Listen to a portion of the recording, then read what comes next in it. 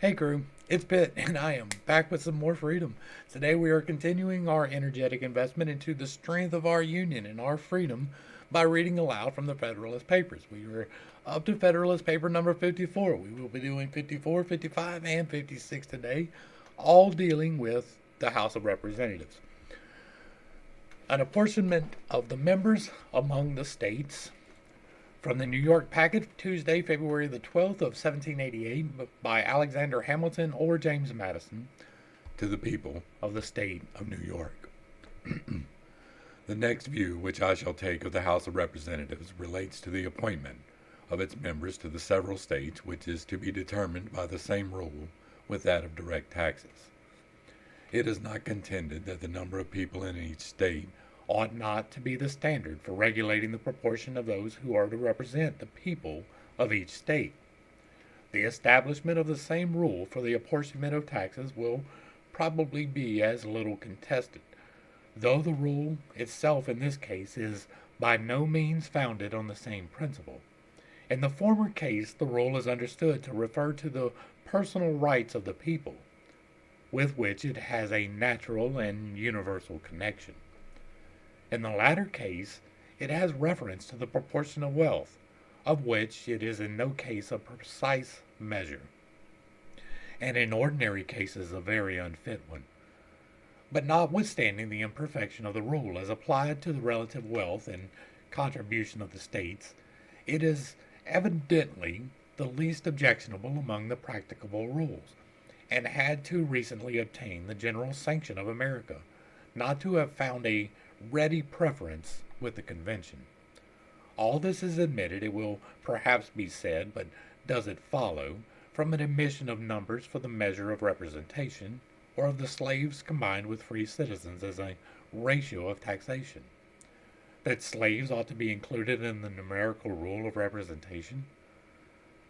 Slaves are considered as property, not as persons.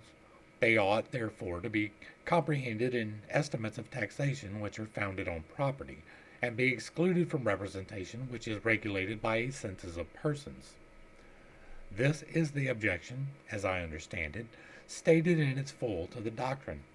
Might one of our Southern brethren observe that representation relates more immediately to persons, and taxation more immediately to property, and we join in the application of this distinction to the case of our slaves.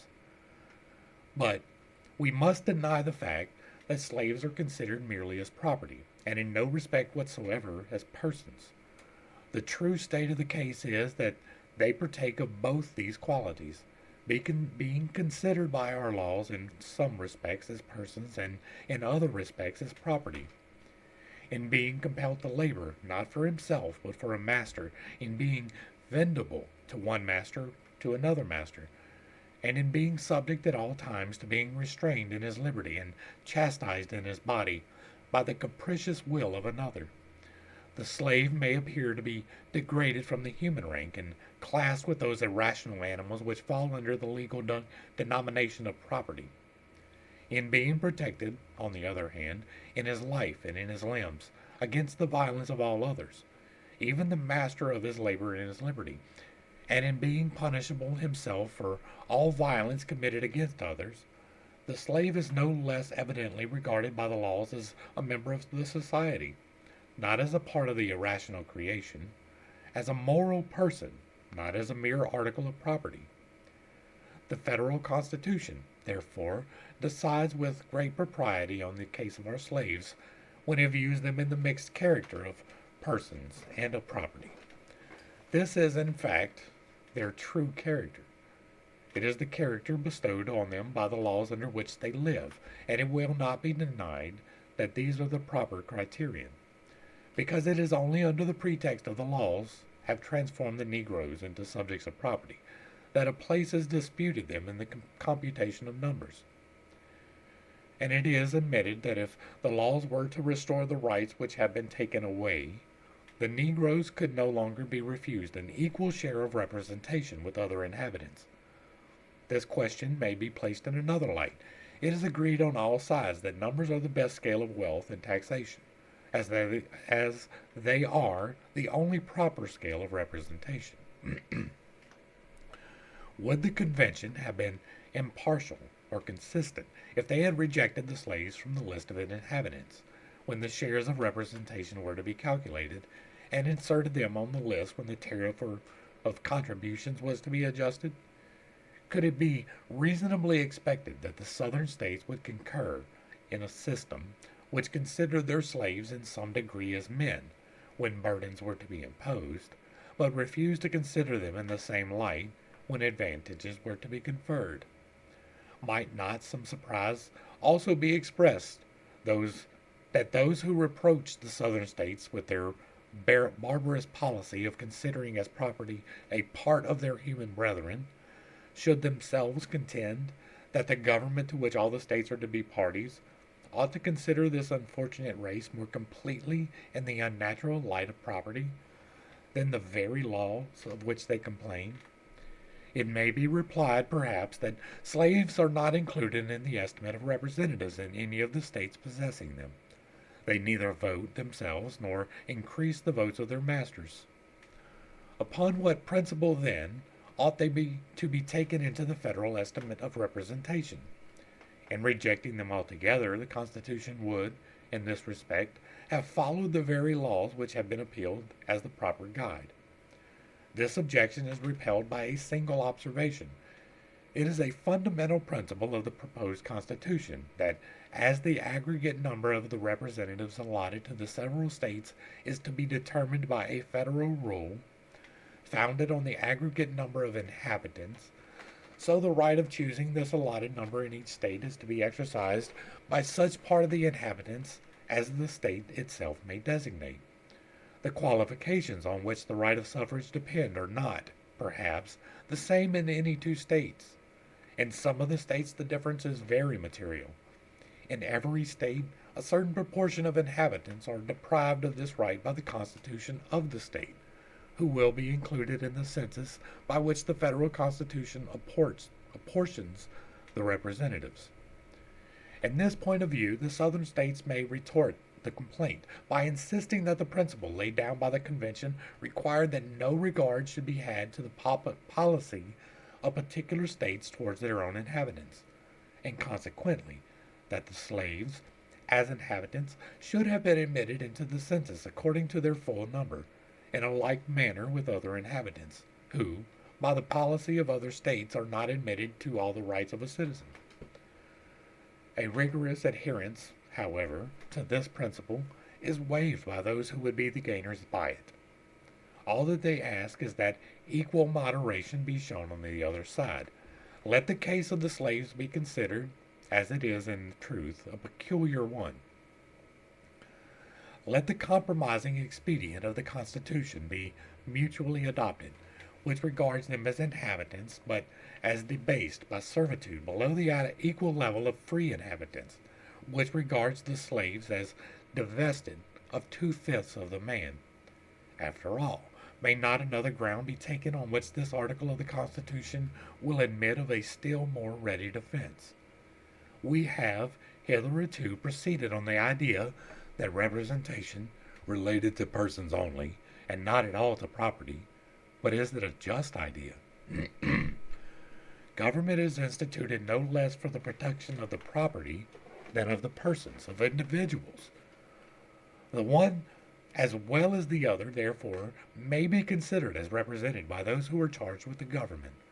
Upon this principle it is that in several of the states, and particularly in the state of New York, one branch of the government is intended more especially to be the guardian of property, and is accordingly elected by that part of the society which is most interested in this object of government.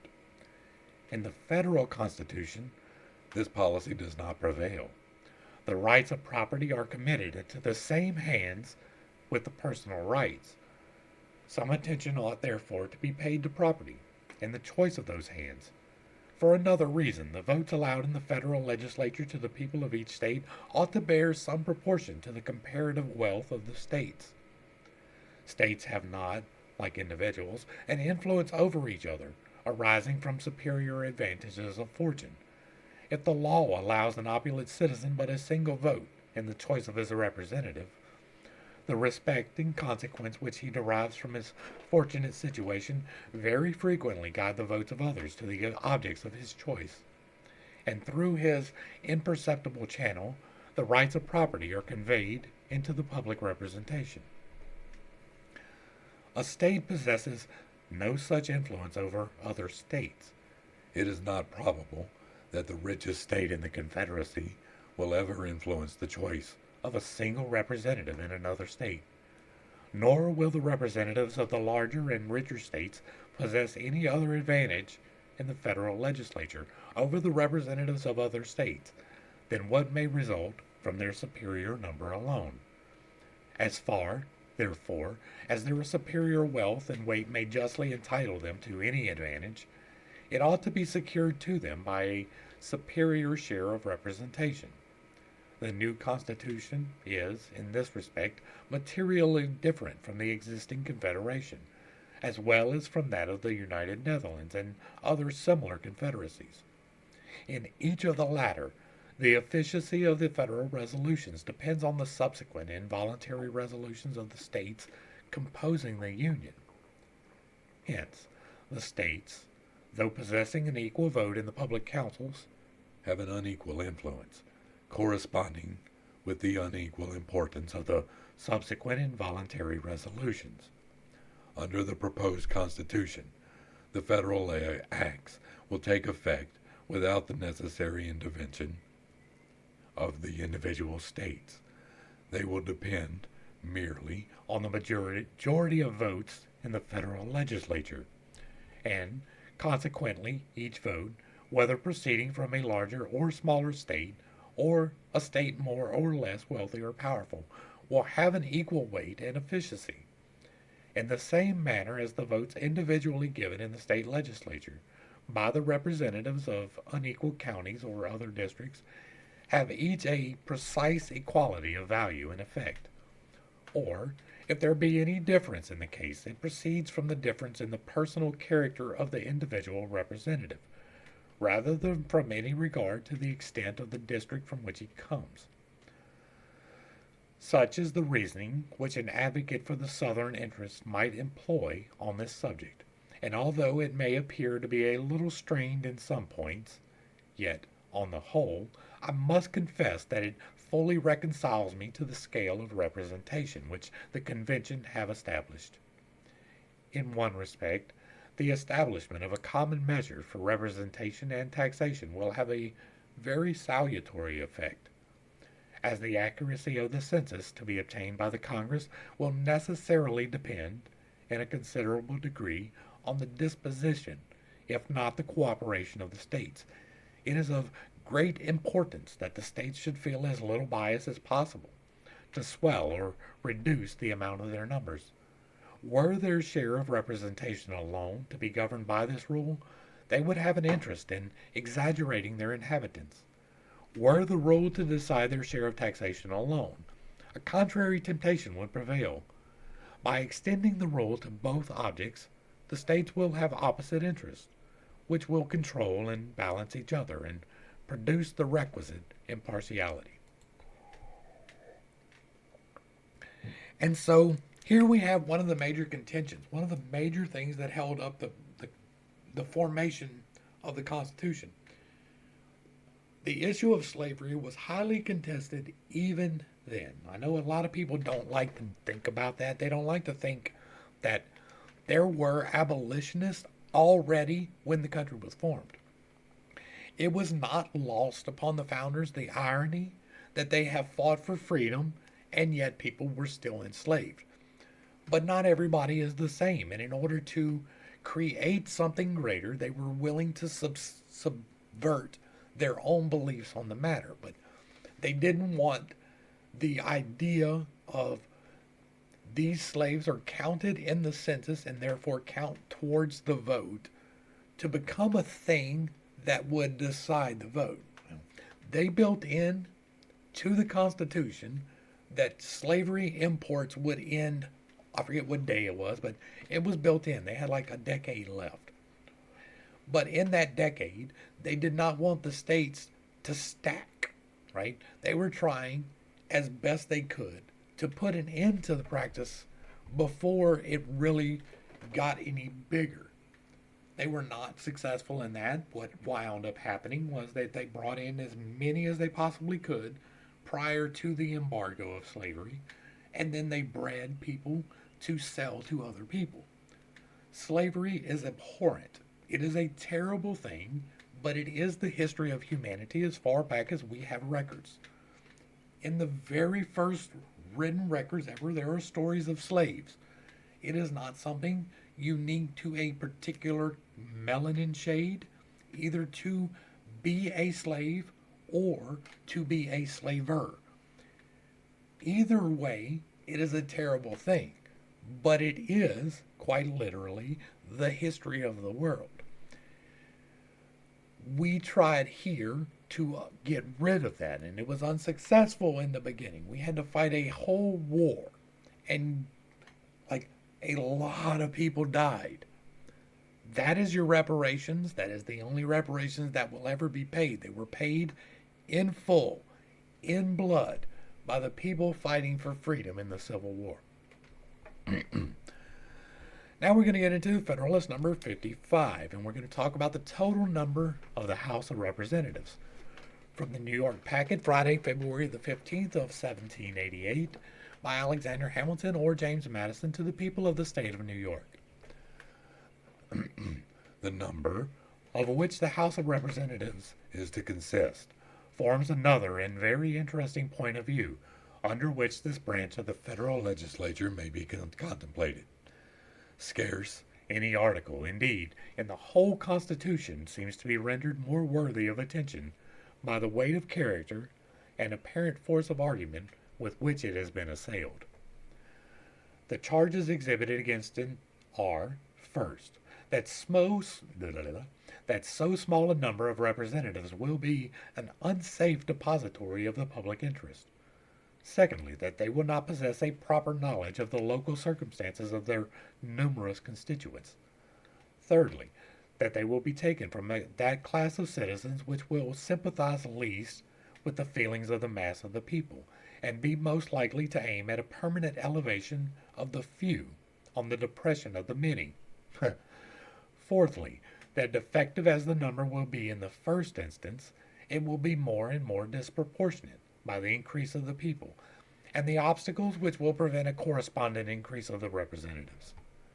In general, it may be remarked on this subject that no political problem is less susceptible of a precise solution than that which relates to the number most convenient for a representative legislature. Nor is there any point on which the policy of the several states is more at variance. Whether we compare their legislative assemblies directly with each other, or consider the proportion which they respectively bear to the number of their constituents. Passing over the difference between the smallest and the largest states, as Delaware, whose most numerous branch consists of 21 representatives, and Massachusetts, where it amounts to between 300 and 400, a very considerable difference is observable among states nearly equal in population. The number of representatives in Pennsylvania is not more than 1/5 of that in the state last mentioned. New York, whose population is to that of South Carolina as 6-5, has a little more than 1/3 of the number of representatives. A great disparity prevails between the states of Georgia and Delaware or Rhode Island. In Pennsylvania, the representatives do not bear a greater proportion to their constituents than of 1 for every 4 or 5,000. In Rhode Island, they bear a proportion of at least 1 for every 1,000. And according to the Constitution of Georgia, the proportion may be carried to 1 to every 10 electors, and must unavoidably far exceed the proportion of in any of the other states. Another general remark is to be made is that the ratio between the representatives and the people ought not to be the same where the latter are very numerous as where they are very few. Were the representatives in Virginia to be regulated by the standard in Rhode Island, they would, at this time, amount to between 400 and 500, and 20 or 30 years hence to 1,000. On the other hand, the ratio of Pennsylvania, if applied to the state of Delaware, would reduce the representative assembly of the latter to 7 or 8 members. Nothing could be more fallacious than to found our political calculations on arithmetical principles. I've never seen the AL put on that. 60 or 70 men may be properly trusted with a given degree of power than 6 or 7. But it does not follow that 6 or 700 could be proportionally a better depositary. And if we carry on the supposition to 6 or 7,000, the whole reasoning ought to be reversed.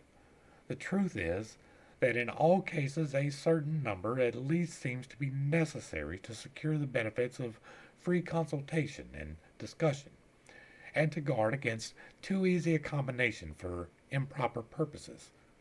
As on the other hand, the number ought at most to be kept within a certain limit, in order to avoid the confusion and intemperance of a multitude.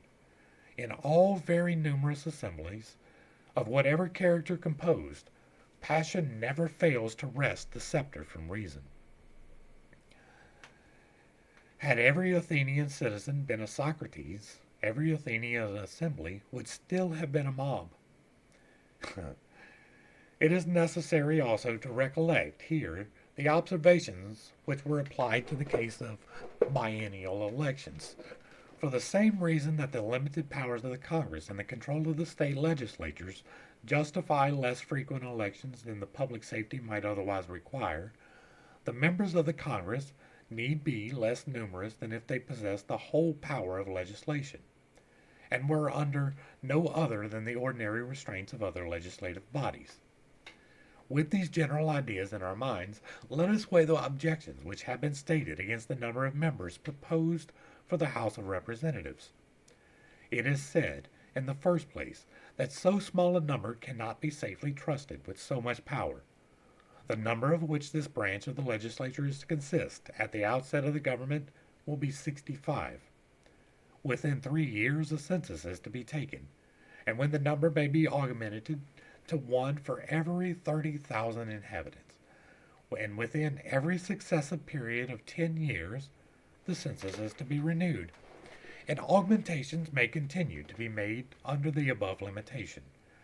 It will not be thought an extravagant conjecture that the first census will, at the rate of 1 for every 30,000, raise the number of representatives to at least 100. Estimating the Negroes in the proportion of 3/5, it can scarcely be doubted that the population of the United States will, by that time, if it does not already amount to 3 millions. At the expiration of 25 years, according to the computed rate of increase, the number of representatives will amount to 200, and of 50 years to 400. This is the number which, I presume, will put an end to all fears arising from the smallness of the body. I take for granted here what I shall, in answering the fourth objection, hereafter show, that the number of representatives will be augmented from time to time in the manner provided by the Constitution. On a contrary supposition, I should admit the objection to have a very great weight indeed. The true question to be decided then is, whether the smallness of the number, as a temporary regulation, to be dangerous to the public liberty.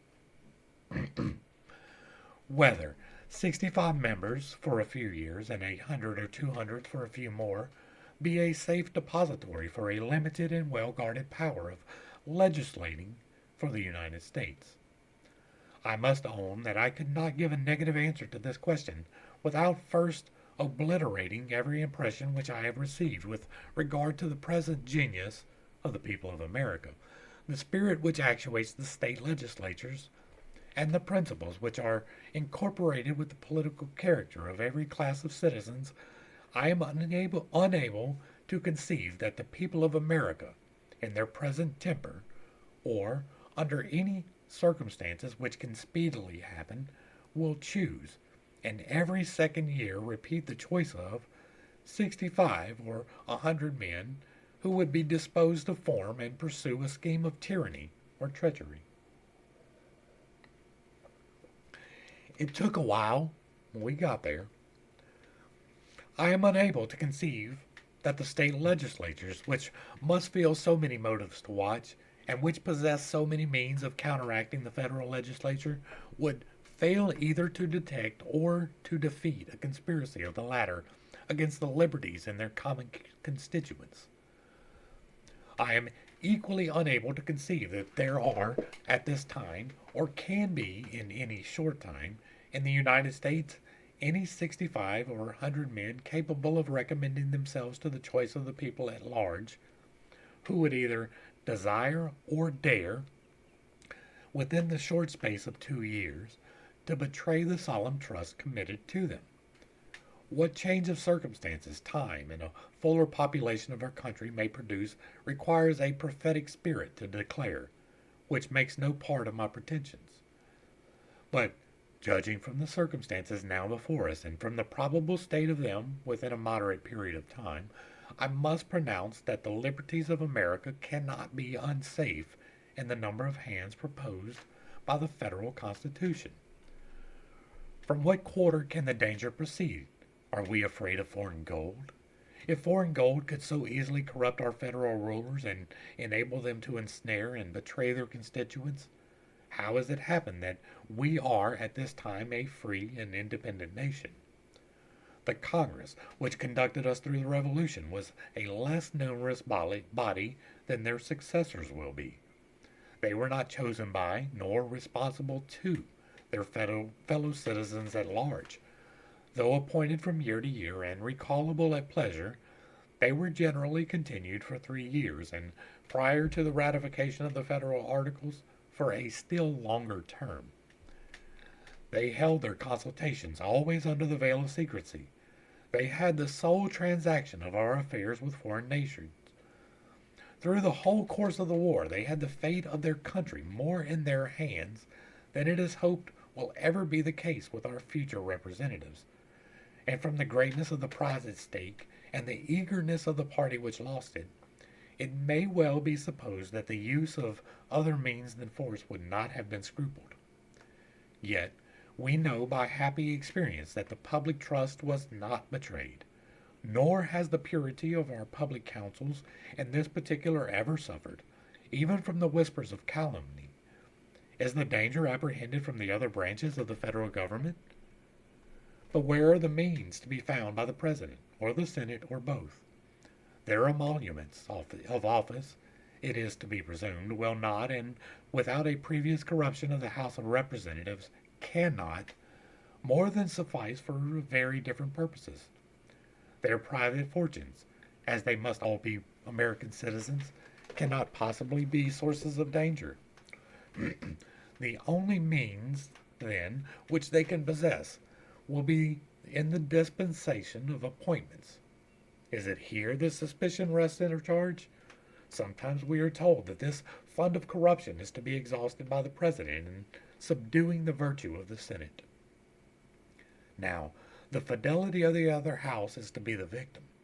The improbability of such a mercenary and perfidious combination of the several members of government, standing on as different foundations as republican principles will well admit, and at the time accountable to the society over which they are placed, ought alone to quiet this apprehension.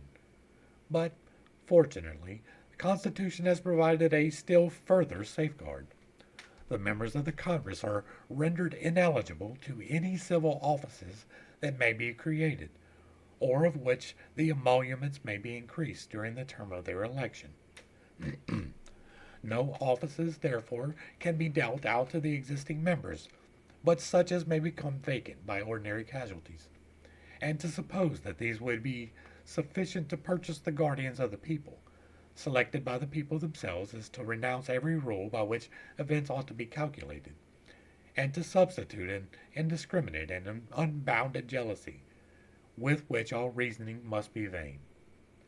The sincere friends of liberty, who give themselves up to the extravagancies of this passion, are not aware of the injury they do to their own cause. As there is a degree of depravity in mankind which requires a certain degree of circumspection and distrust, So there are other qualities in human nature which justify a certain portion of esteem and confidence. Republican government presupposes the existence of these qualities in a higher degree than any other form. Were the pictures which have been drawn by the political jealousy of some among us faithful likenesses of the human character, the inference would be that there is not sufficient virtue among men for self-government, and that nothing less than the chains of despotism can restrain them from destroying and devouring one another. And so ends Federalist number 56, and here was just a whole lot of technical explanation for why we have the number of representatives, right? It was feared that there was not enough to affect the effectiveness of the government, or that there would be too many appointed to be effective. The numbers have changed over the years.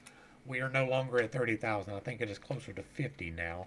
And the election time is no longer 2 years, but 6, which is one of our main problems. We have no effective means of recalling a congressman after he has been duly elected until the end of his term. That is a problem because, as we saw with my personal congressman, Bill Cassidy, I'm looking at you, betrayal Bill, they can sell themselves as one way and then immediately change and be the other. It was what was being talked about here. The fact that we went from 2 to 6 years is a problem. If we were going to go from 2 to 6 years, then we should have put a way to recall. That should have been a thing. We wouldn't be in the current situation here. Federalist paper number 56, the same subject continued, the total number of the House of Representatives. From the New York Packet, Tuesday, February the 19th of 1788, authored by Alexander Hamilton or James Madison, to the people of the state of New York.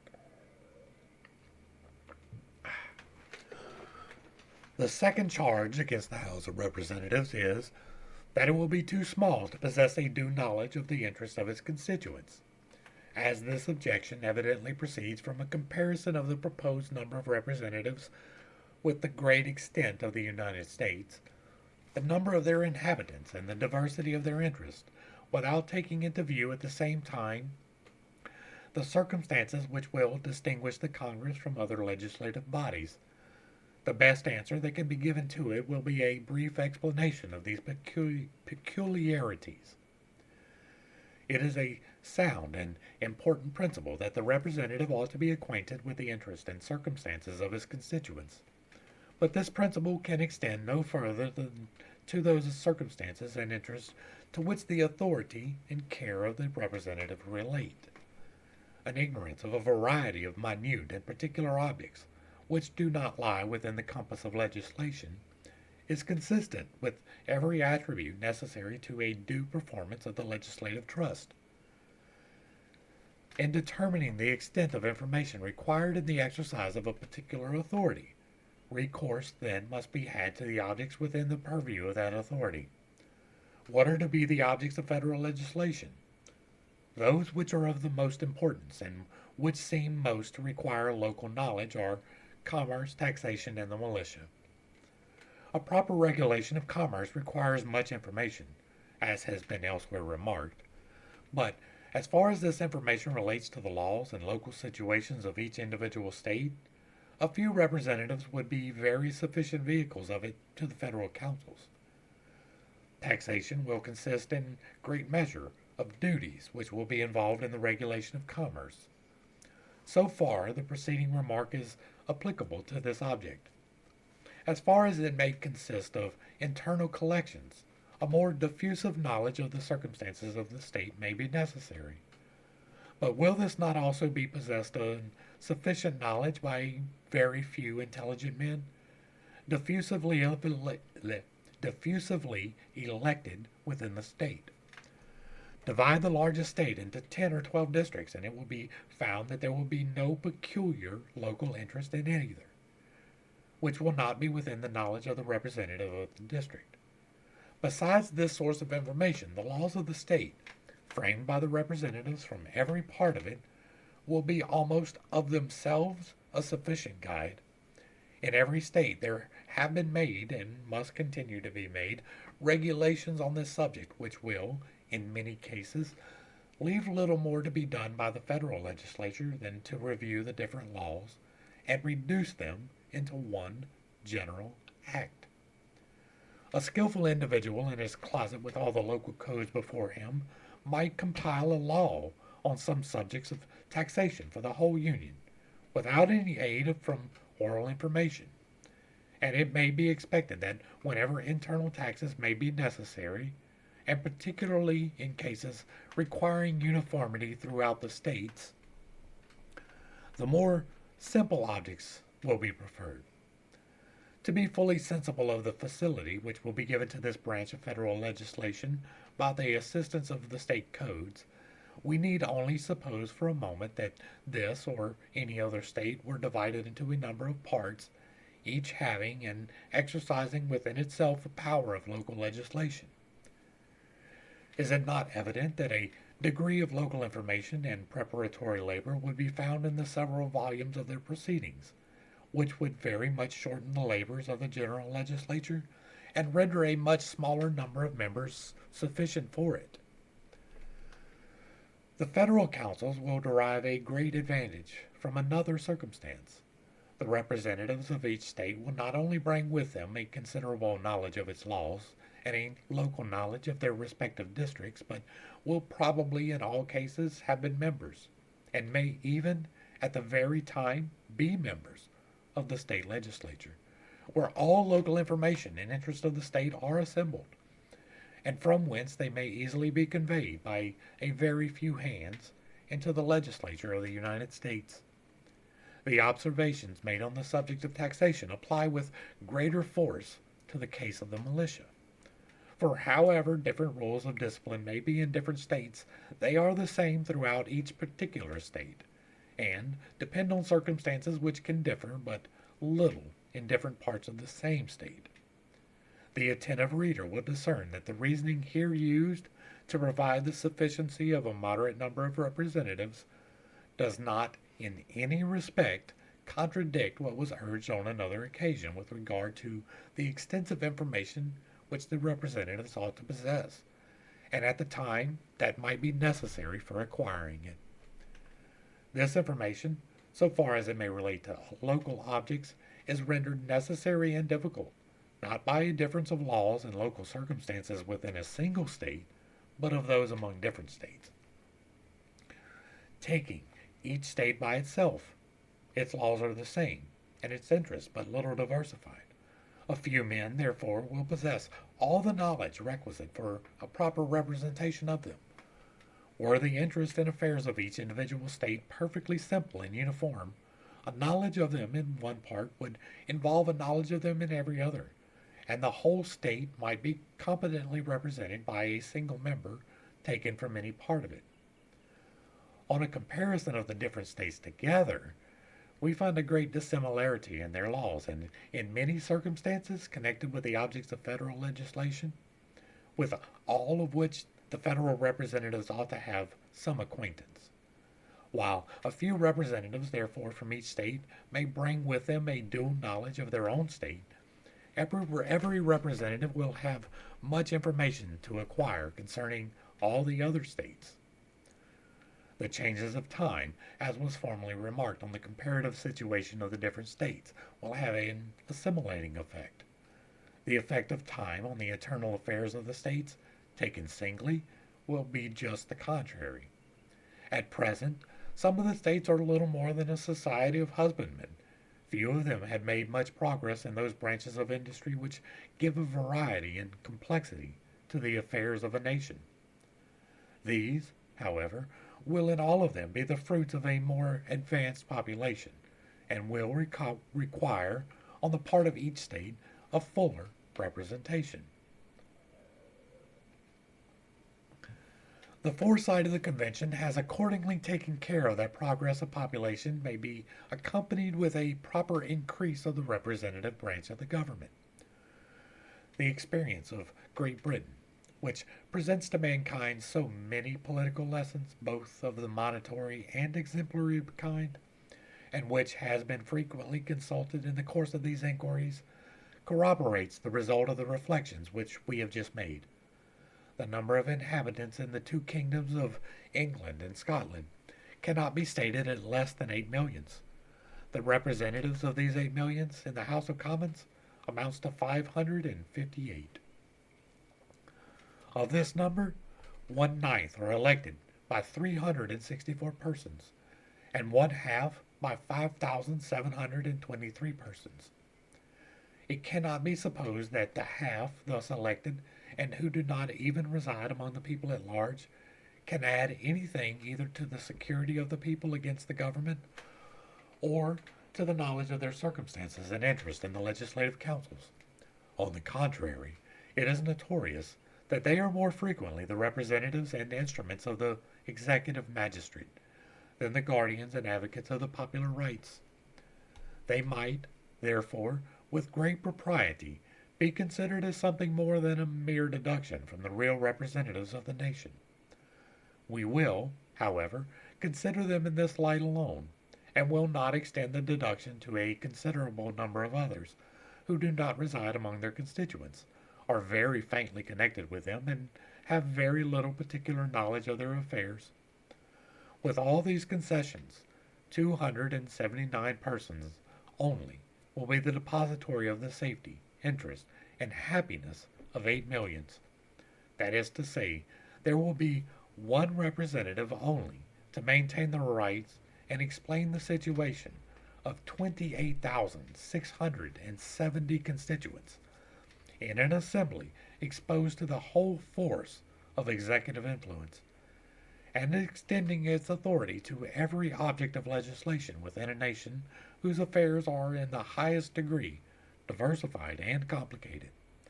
Yet it is very certain, not only that a valuable portion of freedom has been preserved under all these circumstances, but that the defects in the British Code are chargeable, in very small proportion, on the ignorance of the legislature concerning the circumstances of the people. Allowing to this case the weight which is due to it, and comparing it with that of the House of Representatives as above explained, it seems to give the fullest assurance that a representative for every 30,000 inhabitants will render the latter both a safe and competent guardian of the interest which will be confided to it. And that is where we're going to wrap this one up, because it's getting a little long and it's a good place to stop. Again, we are just dealing with the specifics of getting the numbers right.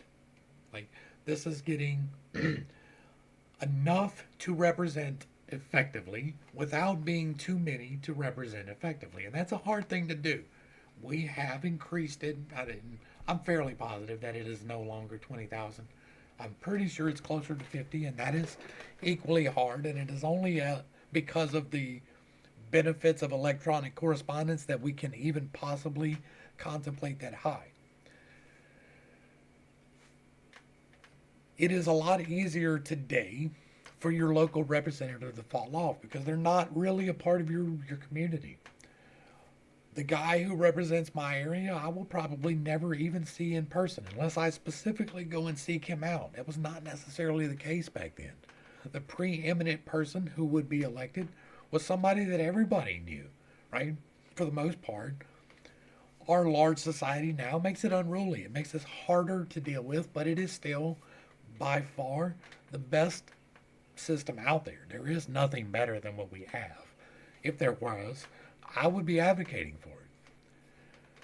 We have severe problems now, but our severe problems now have to deal more with us abdicating our responsibilities, right? I harp on this all the time. It's one of my soapboxes.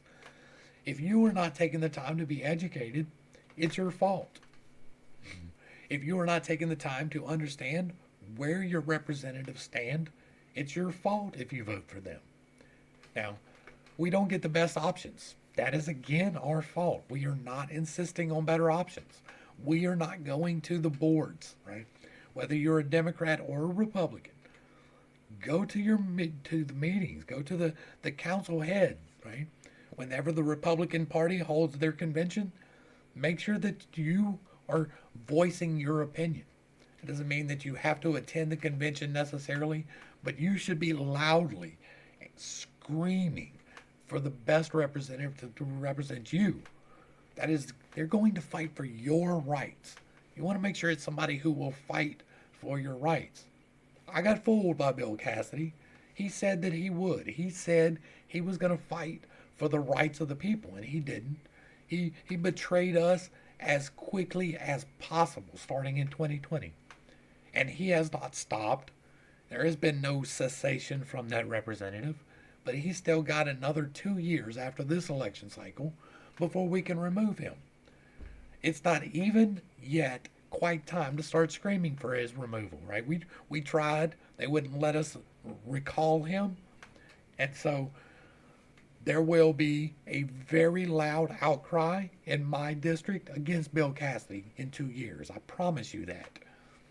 It is up to us as the elected or as the informed electorate to ensure that our elected representatives actually represent us. It is your job. It is my job. It is our job to ensure our children know that. It is up to us to ensure the freedom and security that has been guaranteed by our Constitution. I believe that reading this aloud puts power into it. I believe in energetic investment. The things that you speak aloud become reality. I believe that me reading this aloud and you listening to it feeds into our union getting better. I see the effects happening. You may think I'm crazy for that. I'm okay with that. I believe in crazy things. I got a whole playlist dedicated to crazy things because I believe in the power of manifestation. I believe in the power of speaking reality into existence. I believe that reading through these will strengthen our union, and I do see signs of it happening. I'm hoping that me screaming informed electorate makes us become one. It's weird how it works, but it does kind of work. Hopefully I brought a little bit of enlightenment and not too much confusion to a not too difficult topic. Other than the discussion on slavery, this isn't even hardly controversial. It was to them because it was new, but to us, it has been a working system for almost 250 years now. That's a good thing. To the crew, thanks for hanging out. I appreciate every single minute that you are here with me, and I am praying for you every single day. Until next time, I love you. God loves you. You are perfect, whole, and complete just the way that you are. And this has been Pitt's Take. Peace.